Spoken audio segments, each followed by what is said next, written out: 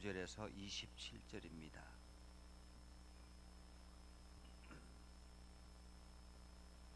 다니엘서 4장 19절에서 27절.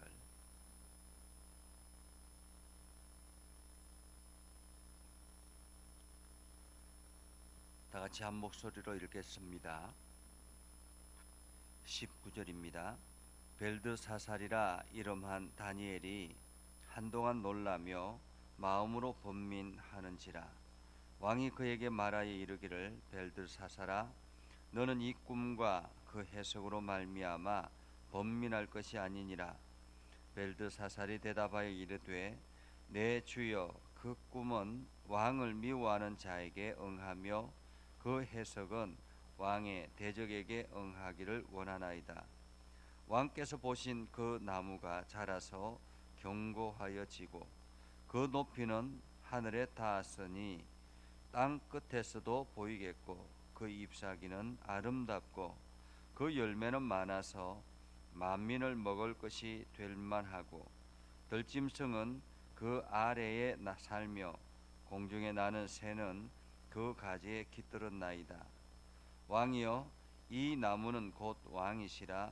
이는 왕이 자라서 견고하여 지고 창대하사 하늘에 닿으심이시며 권세는 땅끝까지 미치심이니이다.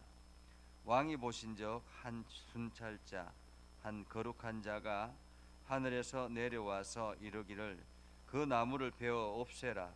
그러나 그 뿌리의 거루터기는 땅에 남겨두고 쇠와 놋줄로 동이고 그것을 덜풀 가운데 두라. 그것이 하늘 이슬에 젖고 또 들짐승들과 더불어 제 몫을 얻으며 7대를 지내리라 하였나이다. 왕이여, 그 해석은 이러하니이다.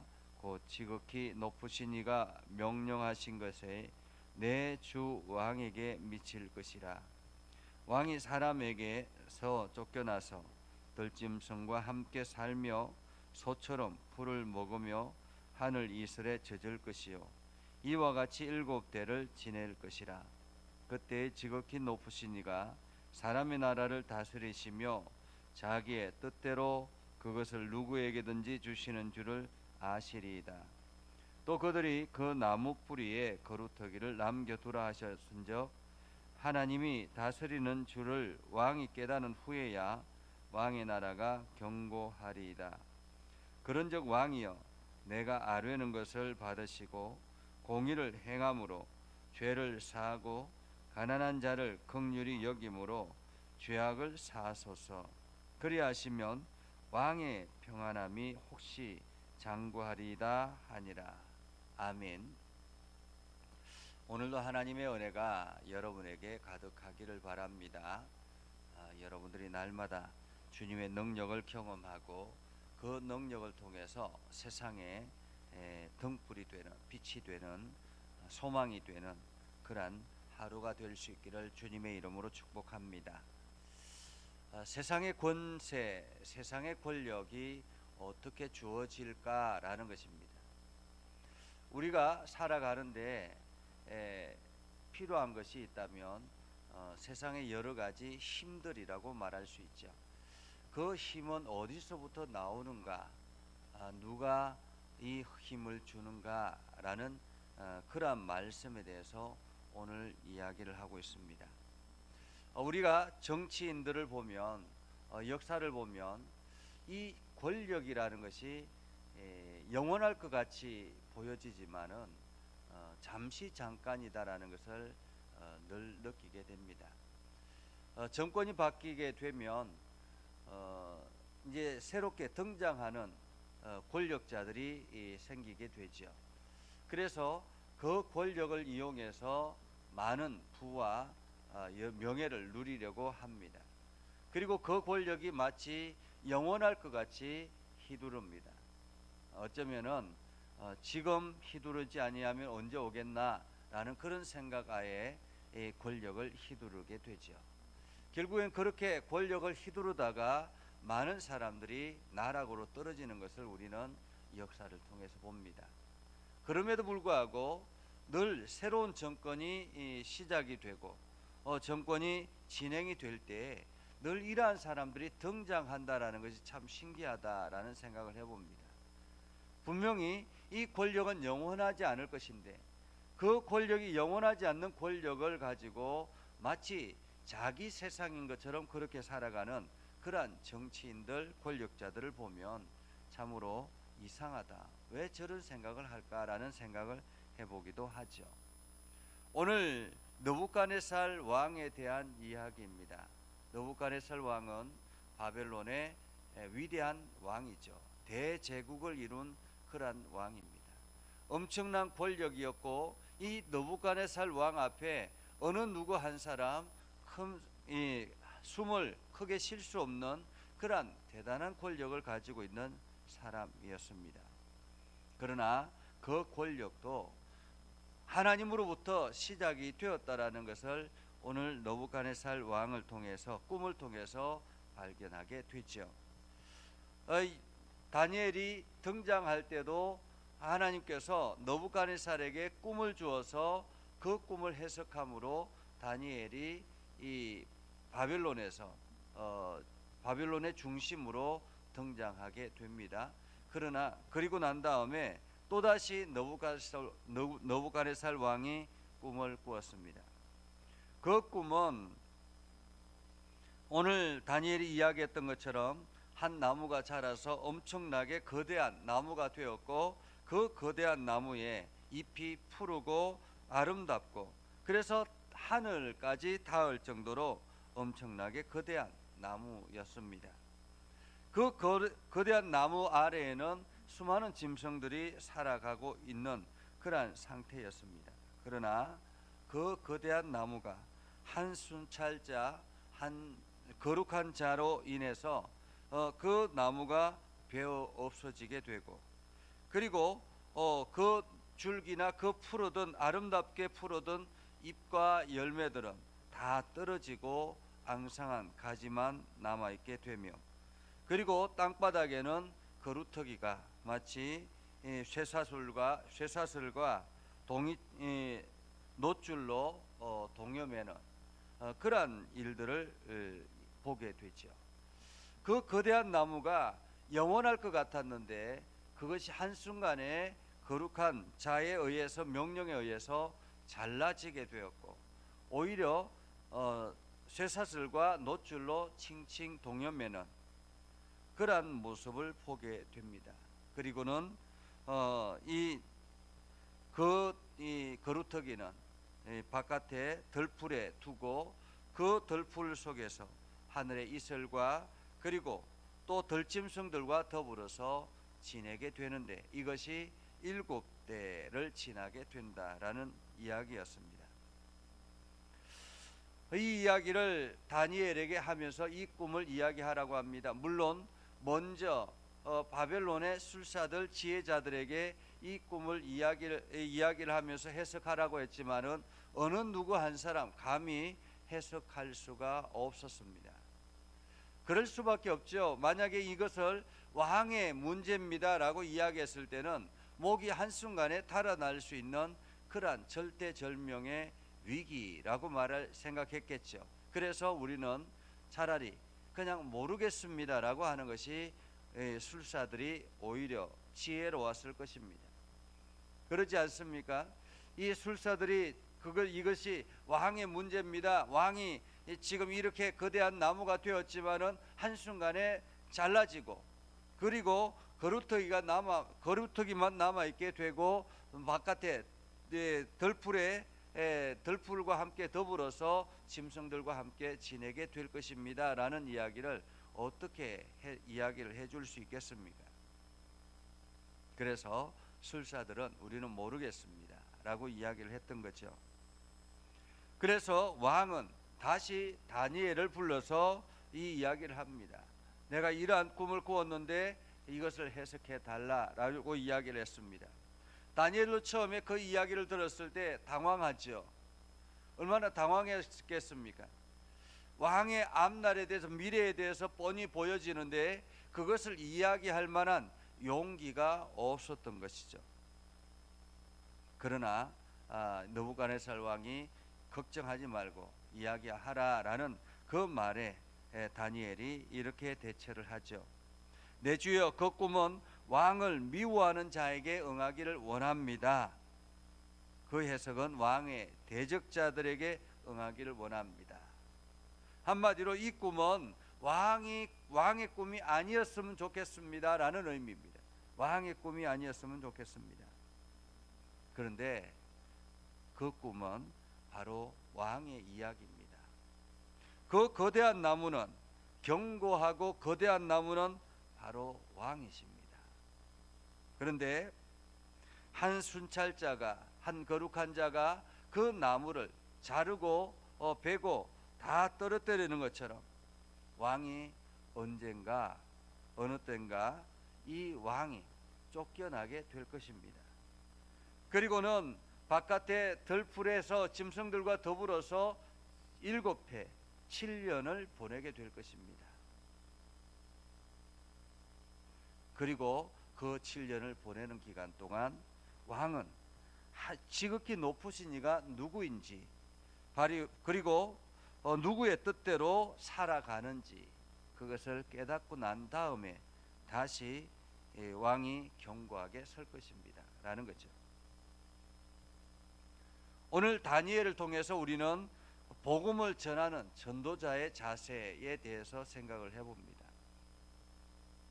오늘 다니엘은 비록 위기 가운데 있었습니다. 이 이야기를 하면 상대방이 싫어할 것이라는 그러한 생각, 아니 보편적으로는 싫어할 수밖에 없죠. 어쩌면은 죽음에 내몰릴 수 있는 그러한 상황입니다. 그럼에도 불구하고 오늘 다니엘은 과감없이 그 이야기를 하는 것을 봅니다. 왜 다니엘이 이렇게 왕에게 이 이야기를 하겠습니까? 다니엘도 다른 지혜자들처럼 이것은 제가 모르겠습니다 라고 이야기할 수 있지 않겠습니까? 그런데 오늘 다니엘은 그 이야기를 분명하게 합니다. 그 이유는 이것이 바로 하나님의 메시지라는 생각을 하고 있었기 때문에 그렇습니다. 우리에게 전달되어지는 하나님의 메시지, 세상을 향한 하나님의 메시지는 세상을 두려워하며 그것을 감추는 것이 아니라 세상에 과감없이 전달되어져야 되는 메시지인 것입니다. 상대방이 아무리 싫다 할지라도 그 메시지는 전해야 하는 것입니다. 죄악 가운데 있으면 반드시 심판이 있다라는 사실을 전해야 되는 것입니다. 당신이 돌아와야 된다라는 사실을 전해야 하는 것입니다. 당신이 이렇게 살아가면 반드시 심판을 받고 멸망하게 될 것입니다라는 사실을 우리는 전해야 하는 것입니다. 이를 위해서 우리를 부르셨고 사명자로 세우신 것입니다. 오늘 우리는 복음을 전할 때 세상의 눈치를 너무 많이 보는 경우들이 있습니다. 세상 사람들이 이것을 싫어할까? 세상 사람들이 이것을 원치 않기 때문에 우리가 하지 말아야지, 이렇게 하는 것들이 너무 많습니다. 그래서 하나님의 복음이 부끄러워지고 하나님의 복음이 감추어지는 경우들이 너무 많다라는 것입니다. 오늘 믿음의 사람들, 복음을 전하는 전도자들은 용기를 가져야 됩니다. 담대함을 가져야 합니다.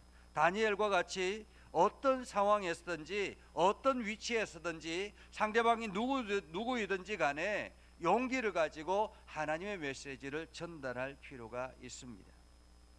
오늘 하나님께서는 다니엘을 통해서 이렇게 말씀하시죠. 25절에 보면 말씀합니다. 왕이 사람들에게 쫓겨나서 들짐승과 함께 살며 소처럼 풀을 먹으며 하늘 이슬에 젖을 것이요 이와 같이 7대를 지낼 것이라. 그때에 지극히 높으신 이가 사람의 나라를 다스리시며 자기의 뜻대로 그것을 누구에게든지 주시는 줄을 아시리이다. 오늘 하나님께서는 이 땅 가운데 권세가 어디에서부터 나오는가, 권력이 어디에서부터 나오는가를 알게 하기를 원한다라는 것입니다. 사람들은 권력이 만들어지는 것으로 생각을 합니다. 그러나 오랜 역사를 통해서 많은 사람들의 입을 통해서 전달되어지는 것은 권력은 하늘에서 허락해야만이 주어진다라고 하지 않습니까? 그럼에도 불구하고 많은 사람들은 여전히 권력은 나를 통해서 내가 만들어야 된다고 생각을 합니다. 권력은 만들어지는 것이 아니라 하나님께서 맡기시는 것입니다. 하나님께서 너부갓네살이라는 사람을 들어서 하나님께서 그 일들을 맡기셨기 때문에 바벨론을 사용해서 유다를 채찍하는 채찍으로 맡기셨기 때문에, 그리고 세계를 이끄는 그러한 일을 맡기셨기 때문에 지금 너부갓네살 왕이 이 위치에 있게 된 것이지, 하나님이 허락하지 않았으면 안 된다라는 것을 알게 하기 위해서 바로 이 꿈을 허락하신 것입니다. 복음은 불편하지만 반드시 전해야 되는 그러한 사실이라는 거죠. 그렇기 때문에 오늘 이 복음을 듣는 사람들, 특별히 이 복음을 듣는 사람들이 어떤 자세를 가져야 되는가? 오늘 다니엘은 마지막에 이렇게 왕에게 권면하죠. 27절에 보면 내가 아뢰는 것을 받으시고 공의를 행함으로 죄를 사하고 가난한 자를 긍휼히 여김으로 죄악을 사하소서. 그리하면 왕의 평안함이 혹시 장구하리라. 왕이시여, 원하건대 왕은 내가 전하는 이 이야기를 그대로 받아들이고 공의를 행하고 죄를 사하고 가난한 자를 긍휼히 여겨 주십시오 라는 말이죠. 이것이 하나님께서 왕을 통해서 세상에 드러나기를 원하는 일입니다 라는 말이죠. 오늘 하나님께서 우리의 삶을 통해서도 마찬가지입니다. 우리가 세상을 살아가면서 공의를 행하고 우리의 죄를 자복하고 또한 가난한 자들을 긍휼히 여기는 그러한 삶, 그래서 날마다 우리를 통해서 하나님의 사랑이 세상으로 나타나기를 기대하며 오늘 우리의 삶을 이끌어 가신다라는 사실입니다. 그래서 오늘 이 말씀을 통해서 우리는 권세자들이 어디서부터 시작이 되는가, 권력이 어디에서부터 주어지는가, 그리고 복음을 전하는 전도자들은 어떤 자세를 가져야 되는가, 그리고 하나님의 메시지를 받은 사람들은 어떤 마음으로 받아야 되는가 하는 것을 오늘 성경을 통해서 우리는 받게 됩니다.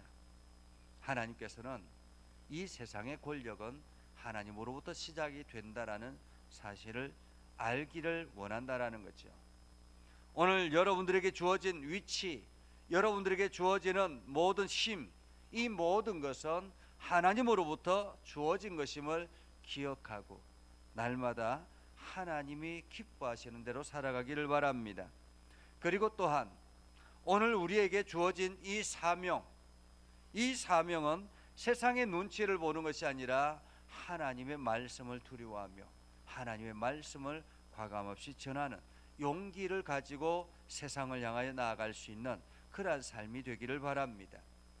그리고 또한 오늘 하나님께서 말씀하신 것처럼 우리가 세상에서 주어진 이 위치 속에서 오늘도 우리의 죄를 자복하고 날마다 겸손하며 하나님의 은혜 안에 거하기를 주님의 이름으로 축복합니다.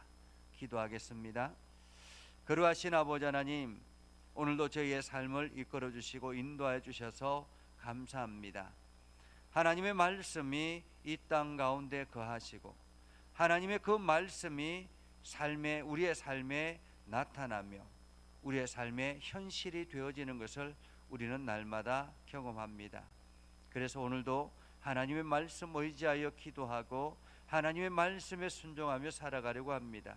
아버지 하나님, 오늘도 우리에게 주어진 사명을 능히 감당하게 하시고 용기를 가지고 그 일들을 감당하게 하옵소서.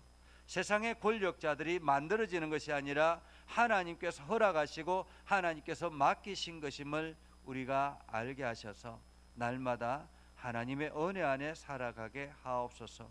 그래서 하나님께서 맡기신 그 사명을 잘 감당할 수 있도록 인도하여 주시고, 오늘도 우리가 하나님의 말씀을 들을 때마다 통해 자복하며 겸손하며 하나님의 영향력을 세상에 드러내는 복된 삶을 살아가게 하옵소서. 육신의 연약한 이들을 어루만져 주시고 주님께서 강건하게 하셔서 저들이 속히 회복되어 하나님의 나라를 향해서 용기 있게 걸어가게 하옵소서. 우리 예전교회를 긍휼히 여겨 주시고 아버지는 주님의 은혜가 넘쳐나게 하여 주시며, 특별히 이 코로나19 시대에 우리가 더욱더 믿음을 굳건하게 세우게 하시고 하나님의 역사하심을 늘 경험케 하여 주옵소서. 이 나라와 온 열방을 기억하여 주시고 하나님의 은혜가 넘쳐나게 하옵소서. 오늘도 우리가 기도할 때마다 하나님 응답하여 주옵소서. 예수님의 이름으로 기도드립니다. 아멘. 이제는 우리 구주 예수 그리스도의 은혜와 하나님 아버지 극진하신 사랑과 성령님의 감화 감동 역사 위로 교통하시며 은혜가 오늘도 주의 말씀 안에 있는 모든 믿음의 백성들 위해 하는 모든 일들 위해 영원토록 함께 하옵시기를 간절히 축원하옵나이다. 아멘.